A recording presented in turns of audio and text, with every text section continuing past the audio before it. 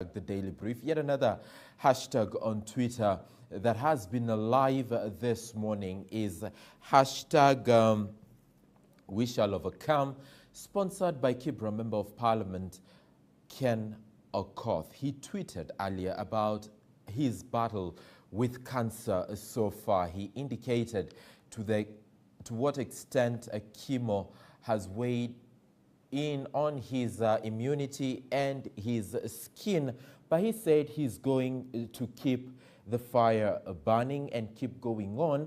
Raila Jr. Odinga tweeted and said, "The entire community of Kibera and Kenya are emboldened by your spirit. I shall not tire in offering you encouragement and support, Muhesh." If we may get to the next tweet, and this is Honorable William Chipkut, who says, "Cancer is indeed a monster. It's heartbreaking looking at one of the best legislators we have in Kenya. May the Lord heal you, Honorable Ken Okoth." Hashtag We Shall Overcome. The Dawn tweeted and said, "It's high time we get better cancer equipment in Kenya." We've got Tim Mwalimudida, who said, "We are praying for your quick recovery, Mheshimiwa Ken." Hashtag We Shall Overcome. Daniel Ominde Okoth said, "Even as we pray for patients like at Okoth Kenneth and tweet hashtag We Shall Overcome, we need to put our leaders we need to hold our leaders accountable. There is need for deliberate effort to be put towards diagnosis and treatment of cancer." Nelson Harvey, he's a lawyer, he says, "We pray for you that you get the strength and determination to go through." Honorable William Kabogo, former Kiambu governor, tweets and says, "Mhesh, we are praying for you to get through this." We've got Honorable Ruth Mwaneki, who says, "You will get through it, my colleague. Be strong, Mhesh." That is the last tweet. Of course, it's in solidarity with Kibra Member of Parliament, Honorable Ken Okoth, who's currently battling cancer. Earlier this year, he went to the press and said, as far as my case is concerned, it's no longer curable, but I will manage it, or he will manage it to the best way only he knows how. And keep wishing him all the best, right, gentlemen? Fred Asira, seated to my immediate left, and Steve Ogutu to my extreme left. Let's begin with your quick, contribution to that hashtag and to the fight that has been cancer, not only to Ken Okoth, but to Kenyans in general. Let me begin with you, Steve. Well, I want to start by saying, first of all, thank you for having me for this interview this morning. You're welcome. And to relay, quick recovery messages to, the Honorable Ken Okoth, who's a person I know, at a personal level. And to say that I think it's time the government need to invest, in cancer treatment, because it's becoming a big problem to this country. We have a lot of common Mwananchis who cannot, afford treatment. It's an expensive treatment. And I'm just thinking, this kind of money that we are losing every day to corruption, why don't we be human enough and just invest the same in buying cancer treatment equipment for the country, so that people can find treatment easily, so that we don't have to travel abroad to find treatment to these kind of diseases. All right, Fred. I think if you check most of my tweets earlier this year, I kept talking about cancer. And I have been imploring the president and the people concerned to put the house in order and invest heavily in cancer.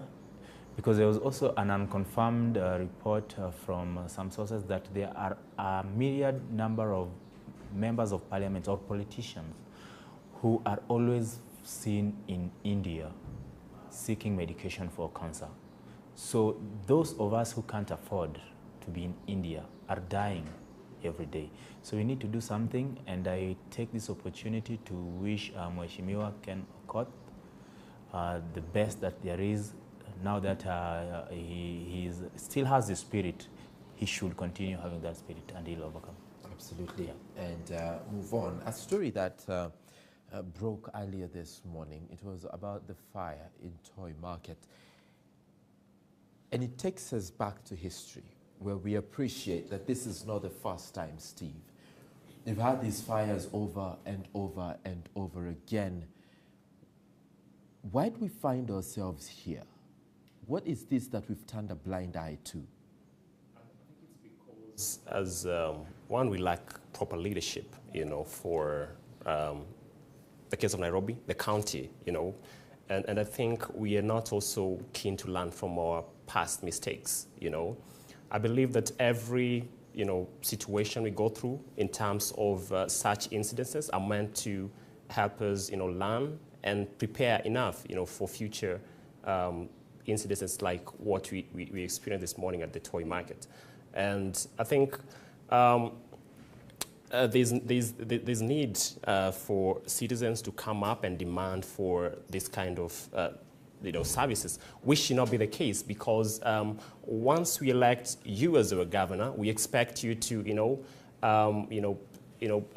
invest in building capacity of people who can deliver on such cases, and even invest in terms of equipment, so that we don't experience what we saw this morning, where firefighters arrive at the scene and the tanker don't have water, yet people are losing a lot of money, businesses are going down, and families are getting affected. You can imagine from what your reporter said, that market alone accommodates about 5,000 business people. 5,000. You can imagine how many families have been affected from that kind of incidents. It will be a breath of fresh air if the issues we discuss this time around are not similar to issues we've discussed before when it comes to disaster response and management in the country, Fred. It will be a breath of fresh air to say,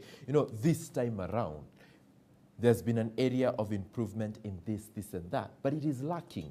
And it is frustrating to note some of these things. And Kenyans largely are asking, why do we find ourselves here over and over again? Because it's by design. It's not by chance. And I'll give you an example. If you look at the kind of response that we had during Westgate and the kind of response that we had during the Dusit attack, there was a good number of improvement, right? Now, if you look at the fires that come up in Gikomba and these other open spaces, there's a deliberate attempt to ensure that those fires raise the places down. Because there are individuals, as they are famously known, the cartels, that want these spaces for their own. And I'll tell you without fear or favor. In fact, there was a day, the last fire in Gikomba, I remember somebody was asking us whether it is time that we relocated the Gikomba from where it is to wherever it is. And somebody aptly responded that it is easier for us to relocate the fires because they are deliberate. So even when the response is made to fail, because it beats logic for a fighter to arrive to a scene without water. Who cleared it to leave its station in the first place? So what was the essence of that firefighting equipment leaving the place, its station, for wherever it was going? So there is an attempt, deliberate, well calculated, by faceless people so far, who want to grab these places, who want to grab Gikomba, who want to grab Toy Market to put up flats and malls and all those kind of things, because the rich wants to get richer at the expense of the poor. That's the problem. We do not have a big problem towards disaster management. There is lots of improvement, just from the example that I've given you. And at one point there was a fire in Gikomba. Was it in 2016 or 2017, thereabout? And the president sanctioned a team to prepare a report. That was 2016, right? And to prepare a report and answer the question, why do we find ourselves here? Where's the report, Mr. President? Did you ever receive it? And if so, who was supposed to act on it, and why haven't they acted on it already, Steve? It's a funny affair because from 2016 we've had close to, I think, 3 fires in Kikomba. More than 3. More than 3, actually. More than 3, yeah. and 2, actually 3 in Toy Market. Right. This being the 4th. Right.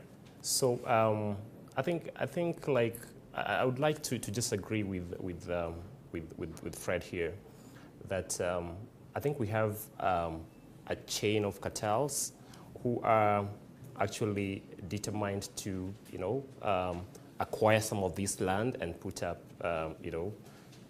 buildings for their own gain and their own businesses.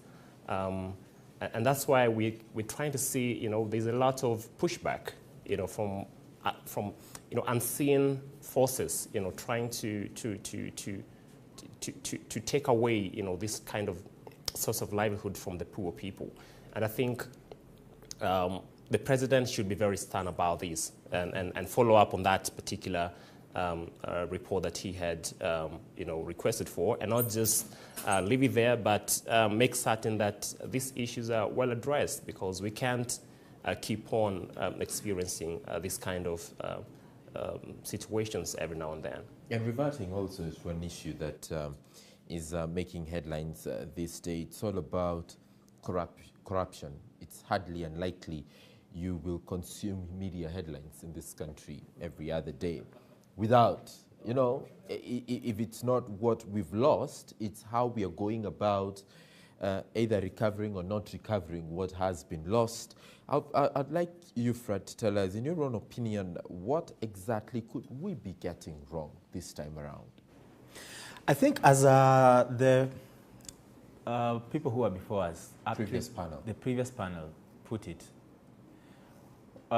first of all, there has been politicization of the whole thing. And I'm glad you've brought it up, because there's a myth I want to bust right now. First, this notion that corruption is targeting the deputy president, it's a fallacy. Neither the fact that there's a community being targeted also, it's not a fact. It's a fallacy as well. Why do I say so? One, all the allegations that have been laid on the deputy president remain that allegations. The good doctor has not been summoned by the EACC. He has not been summoned by the DCI. So I don't know who is beating him when people say he's being targeted. About the community thing, Dr. Evans Kidero, he's not a Kalenjin, is he? The good governor of Migori County, Obado, he's not a Kalenjin. The good governor of Busia, Sospita Ojamong, has recorded a statement as he's not a Kalenjin. The PS for PS Omolo Lilian, she's not a Kalenjin. Rashid Echesa, who was fired, is not a Kalenjin. So where are all these people getting this notion that it is the Kalenjins that are being fought? Tell me a Kalenjin governor who has been arrested. Tell me a Kalenjin cabinet secretary who has been fired, apart from Rotich, who has been grilled so far. So this notion of politicizing the war against corruption, if the war against corruption finds itself in your doorsteps, then you have a problem. For example, if dams in Elgeyo Marakwet are being investigated and money was lost there, how do you expect people from Siaya to be held accountable? If the entire body of Kerio Valley Development, authority is constituted of Kalenjins, and they are the ones who are being investigated, why do you want Mkamba to be the one culpable? So we should stop politicizing things which are there. I think people are taking advantage of Kenyans' lack of having their own facts and putting them down on the table. If someone came to me, I'll put those on the table so that we do not politicize this thing and make it an ethnic war. The quality of leadership, though, that we've received on this war against corruption, hasn't it been in itself been politicized, Steve? Haven't we had a politicized quality of leadership when it comes to this war against graft? Of course he is, and I want to add that it's not just politicized, it's actually ethnicized, you know, and that's why we are seeing people coming out and defending their own, which is not supposed to be the case. I mean, when people come and just a few individuals come and steal from you money that is meant to develop you, provide water for you, and provide healthcare for you, and you just come out and you want to support them, I think as a country and as citizens, we should really try and desist from this kind of mentality. And I want to urge that we should be very, very proactive and you know, demand accountability, you know, stand for our rights and call a spade, you know, because what happens is we are going to lack water forever. We are going to die because of diseases that are curable forever if we don't speak about it. And I think that this war on corruption should not be politicized, and we should give utmost support to institutions like the DCI's office and the DPP's office. The other day I was watching a clip where the DCI, Mr. Kinoti, was complaining about him receiving calls from very powerful individuals in the government, you know, interfering with investigation processes. And I think this is not a good thing. And as a country, I think we need to, and as the leaders of this country who I believe, swore to uphold Chapter 6 of the Constitution, should really desist from this kind of behavior. It's immoral behavior.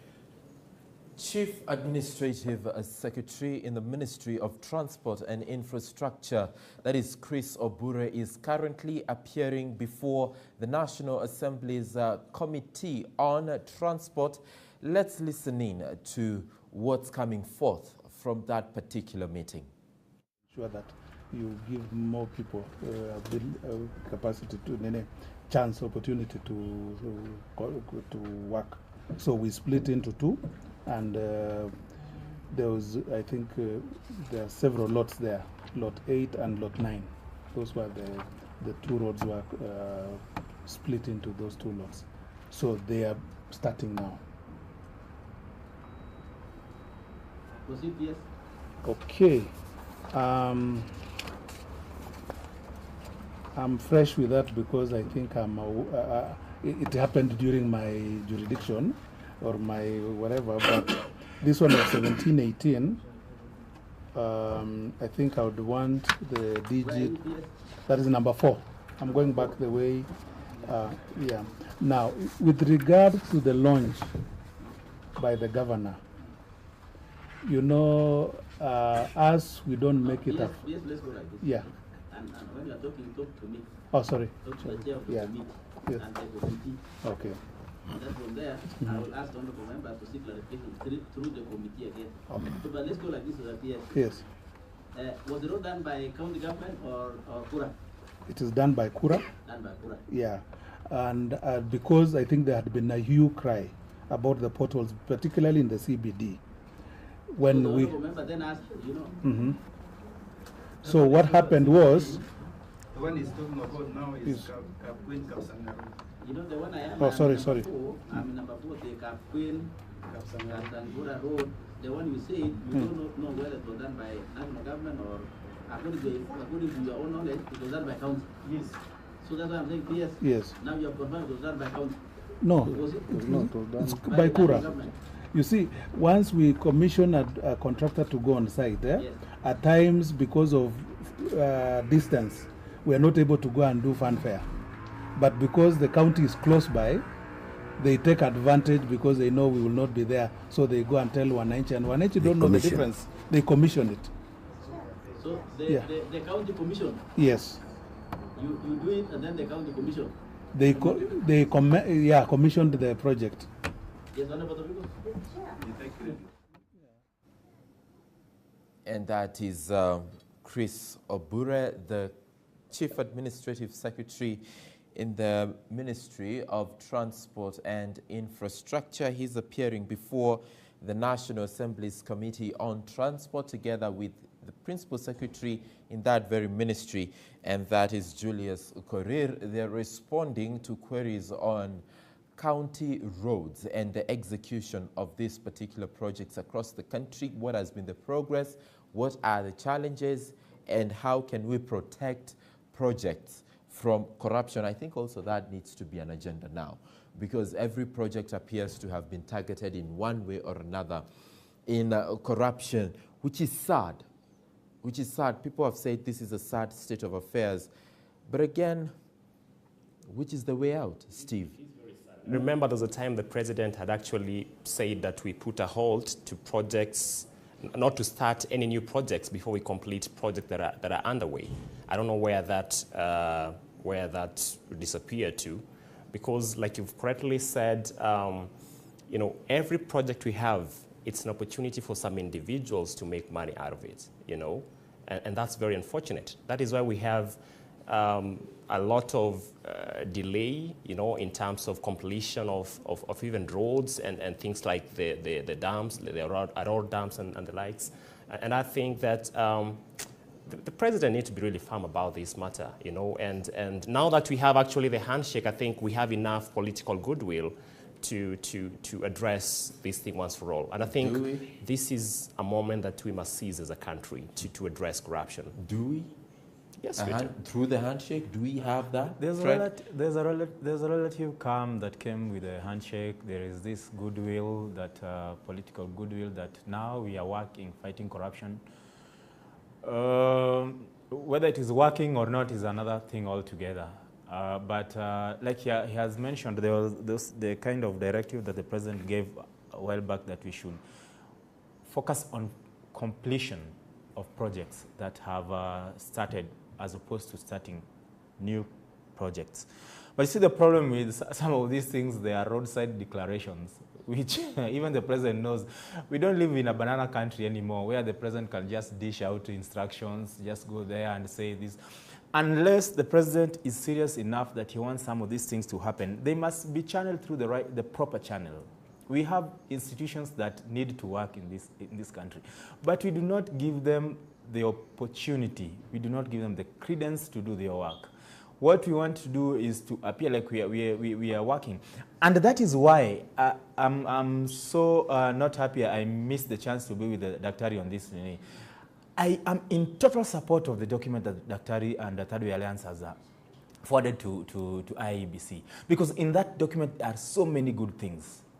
You see, for example, right now we have the Building Bridges initiative. But if you look at the kind of solutions they want to bring, we already have those things in paper from different quarters, from different bodies, from different institutions, from commissions and all those. The only thing that we need right now is to implement. So if we do not implement these documents, then why do we need more documents? I'm just processing a tweet here on Dr. Ekuru Aukot. What of you? Is a referendum the way out, Steve, to unlock the position that we're currently in as a country? I think for me, I would say yes, and here's why. I think we have, based on the experience we have had as a country, you know, where after every election, there must be bloodshed, there must be chaos here and there.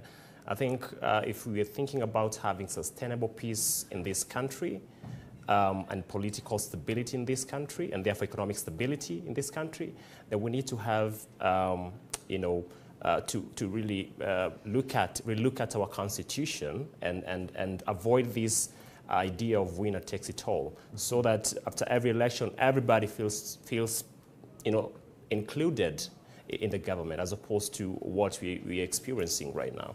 And I think there are also other areas that this constitution introduced that are making the country to be very expensive to manage. You know, for instance, positions like the CAS position, the one that Babu is holding, you know, women rep positions, you know. We have, I've never understood the role of these senators, you know. I don't understand how meaningful their roles are toward the development of this country. And even the number of counties are really high, you know, and that is very expensive for us as taxpayers, because what happens is we are taxed, you know, very highly, so that the government can run the different, you know, systems within its spheres. Kisiangani on Twitter says, does our court think he's the reservoir of constitutional ideas? This inflated sense of self-importance amongst leaders will not allow anyone or even help this country going into the future on a national political platform. Let us work on our country. And let me get another one here. Leslie, who says media houses should invite Ekuru Aukot more often because he says what he believes, not like others who say what they think we want to hear. Haji Fathil, you say we should reduce number of MPs, MCAs, and governors. Thank you so much for that. And last but not least, we have one here where the Supreme Court has upheld the tribunal's recommendation to remove High Court Judge Justice Mutava from office. Gentlemen, thank you so much for coming in. Thank you for watching the show. Have a good afternoon. Inside Business is coming up next with Sarah Adams. My name is Samuel Njoroge, our sign language interpreter this hour has been Walter Asewe. See you tomorrow.